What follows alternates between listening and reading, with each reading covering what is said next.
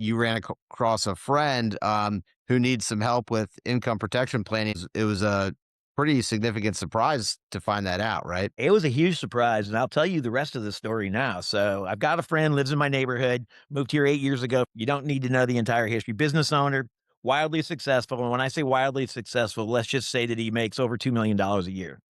45 years of age, 2 children, and a spouse. Happily married, probably works 90 hours a week, and finally asked me, which nobody ever does, what I do for a living, because everybody thinks I'm retired, and they don't know that I still work a lot. So I said, "You know what? I just basically do risk protection planning and make sure people's lives don't get screwed up in my little part of the world." And he goes, "Well, what's that?" And so we talked, and I said, "Let's just have lunch," and this was 2 weeks ago. "Let's just have lunch next week," which was this week. So on Wednesday, we went over to a little restaurant, ordered a burger, and talked about everything else, talked about what's going on with his business, this, that, and the next thing. But I said, let's get down to brass tacks. He's like, I said, so let me ask you a really hard question. What's the most important thing to you in the world? And he's like, what do you mean? I go, the most important thing. I said, bring up your phone. But it's on your phone right now. And he brings it up. And what is there?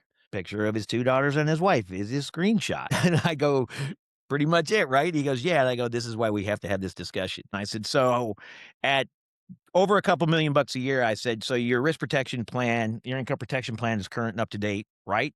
He goes, I have no idea what you're talking about. I go, let's just call it what the industry says, disability insurance. He goes, I don't have any.